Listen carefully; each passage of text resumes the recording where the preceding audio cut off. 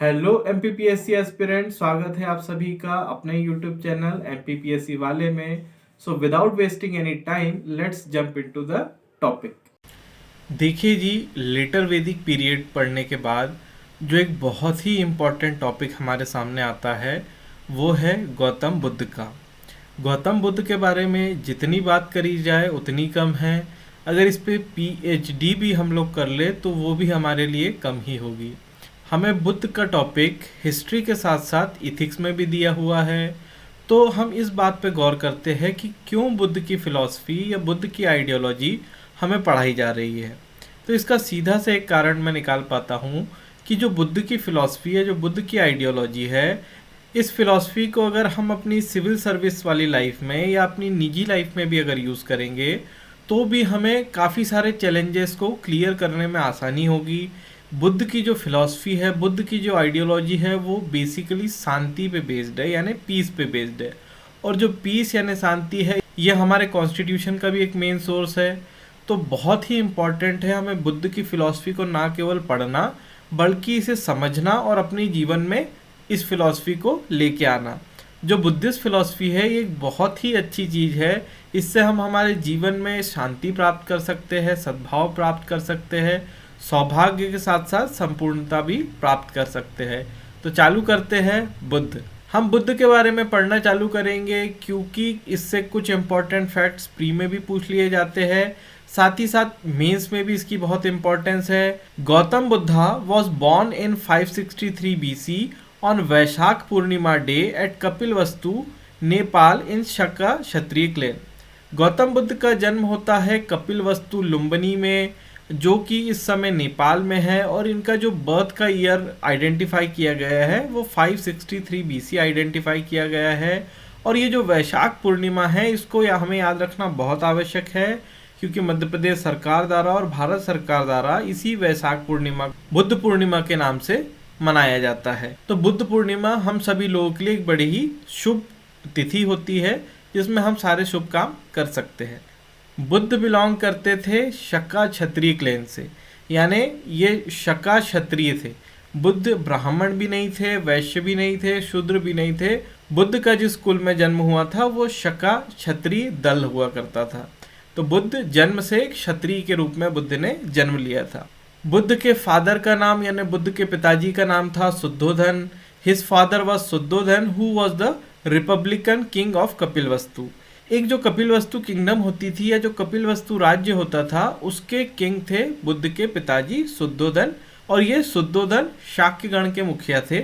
यानी बुद्ध का जन्म एक राजशाही परिवार में हुआ था, एक राजा के घर में जन्म हुआ था बुद्ध का, और बुद्ध एक रॉयल फैमिली से बिलोंग करते थे। His mother name was Mahamaya. Buddha की माता जी का नाम यानी बुद्ध को जिन्होंने जन्म दिया उनकी माता जी का नाम था महामाया। लेकिन बुद्ध के जन्म के 13 दिन के पश्चात ही बुद्ध की माता जी का स्वर्गवास हो जाता है, यानी उनका निधन हो जाता है। After his mother's early death he was brought up by his step mother and aunt Mahaprajapati Gautami.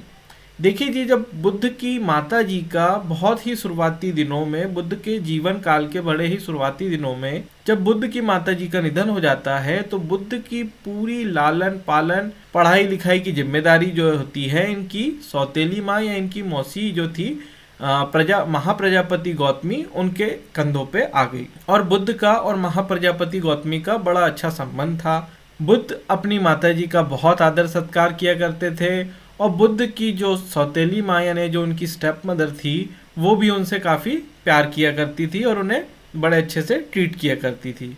देखिए जी, ऐसा कहा जाता है कि जो बच्चा होता है यानी जो पुत्र होता है उसके पाँव जो होते हैं वो पालने में ही दिख जाते हैं। तो बुद्ध के जो पिताजी थे वो उनके भविष्य को लेकर काफ़ी चिंतित थे। तो बुद्ध के राज्य में एक बहुत बड़े ऋषि आए जिन्होंने ये बताया कि ये बच्चा आगे चल के पथ प्रदर्शक हो सकता है या कोई एक नया पाथ गिवर या पाथ फाइंडर हो सकता है। तो बुद्ध के जो पिताजी थे वो इस बात को समझ नहीं पाए। उन्होंने ऋषि से कहा कि ऋषि आप मुझे बताइए कि बुद्ध का जो भविष्य होगा वो कैसा होगा। तो ऋषि ने अपनी संभावनाएं व्यक्त की कि आपका जो बच्चा है, आपका जो बालक है जिसका नाम सिद्धार्थ है, ये आगे चल के एक तपस्वी बन सकता है या दुनिया को एक नई राह दिखा सकता है।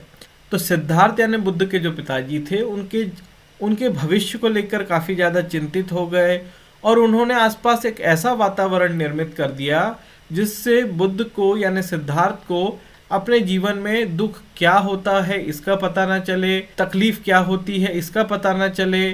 और बुद्ध का जीवन काफ़ी विलासिताओं से भर दिया, यानी बुद्ध की जो लाइफ थी वो काफ़ी लेविश कर दी गई। बुद्ध को बाहरी कार्यों में नहीं भेजा जाता था। बुद्ध को सिर्फ अच्छी अच्छी चीज़ों के बारे में बताया जाता है कि जीवन काफ़ी अच्छा होता है, जीवन स्वस्थ होता है, जीवन में खुशी ही खुशी होती है और दुख जैसी कोई चीज़ नहीं होती है। इसीलिए बुद्ध के पिताजी ने जब बुद्ध छोटे थे तभी उनकी शादी यशोधरा से करवा दी थी और यशोधरा और बुद्ध का यानी सिद्धार्थ का एक बेटा हुआ जिसका नाम हुआ Rahul. His father married him at an early age to Yashodhara, whom he had a son Rahul. लेकिन बुद्ध के जीवन में टर्निंग पॉइंट तब आया जब बुद्ध एक रॉयल टूर पे जा रहे थे। बुद्ध जब अपने राज्य क्षेत्र का भ्रमण कर रहे थे तब ही बुद्ध के जीवन में एक टर्निंग पॉइंट आया। तब उन्होंने 4 चीज़ें देखी। पहली चीज़ देखी एन ओल्ड मैन, दूसरी चीज़ देखी अ डिजीज्ड मैन, पहली चीज़ उन्होंने देखी एक बूढ़ा व्यक्ति, दूसरी चीज़ उन्होंने जो देखी एक बीमार व्यक्ति, तीसरी चीज़ उन्होंने देखी एक डेड बॉडी यानी एक शव, और चौथी चीज़ जो उन्होंने देखी एक एसेप्टिक मैन यानी एक तपस्वी आदमी। और यही बुद्ध के जीवन का टर्निंग पॉइंट था। बुद्ध की लाइफ यहाँ से परिवर्तित हो जाती है। बुद्ध के मन में अब वैराग्य जाग जाता है। बुद्ध कहते हैं कि अब मुझे सांसारिक जीवन नहीं जीना है, मुझे राजा वाला जीवन नहीं जीना है, मुझे तपस्या करनी है, मुझे कुछ नया पाथ खोजना है, मुझे कुछ नया रास्ता खोजना है। और यहीं से बुद्ध के घर छोड़ने की जो प्रक्रिया है उसका जो बीज था वो बुद्ध के मन में आ गया और वो धीरे धीरे अंकुरित होके जो सिद्धार्थ थे वो ही आगे चल के बुद्ध बने, यानी बुद्ध जिसको सभी ज्ञानों की प्राप्ति हो गई। At an age of 29 he renounced home. Buddha ने अपनी 29 वर्ष की आयु में अपने घर का, अपने राज्य का और अपने राजशाही जीवन का त्याग कर दिया। दिस वॉज हिज महाभिनिष्क्रमण और ग्रेट गोइंग फोर्थ। ये इसी को बुद्ध काल में या इतिहास में महाभिनिष्क्रमण कहा गया है। और ग्रेट गोइंग फोर्थ यानी आगे जब हम एक बड़ी सी छलांग लगाते हैं तो उसे हम महाभिनिष्क्रमण भी कहते हैं। And became an wondering aseptic. और बुद्ध एक घूमने फिरने वाले एक तपस्वी ऋषि बन गए। दुनिया ने बाद में जिस तपस्वी को बुद्ध के नाम से जाना उसकी शुरुआत 29 वर्ष की आयु में घर को छोड़ने से हो जाती है। बुद्ध जब सबसे पहले अपने घर से निकले तो उन्हें एक टीचर मिले। जो उनके पहले टीचर थे उनका नाम था अलार कलाम, जिनसे उन्होंने मेडिटेशन की टेक्निक सीखी। बुद्ध ने, ये एक बहुत ही इम्पॉर्टेंट चीज़ है कि बुद्ध ने अपनी मेडिटेशन की टेक्निक किससे सीखी, तो बुद्ध के जो पहले गुरु थे वो थे अलार कलाम जी। उन्हीं से बुद्ध ने मेडिटेशन की टेक्निक सीखी। देखिए जी, पहले जो इम्पॉर्टेंट हिस्टोरिकल चीज़ें होती थी उसको चिन्हों में दर्शाया जाता था या उन्हें आकृतियों में दर्शाया जाता था। बुद्ध के साथ भी यही हुआ। जब बुद्ध का जन्म यानी बर्थ हुआ तो उसे लोटस और बुल से दर्शाया गया, यानी कमल और बैल से दर्शाया गया।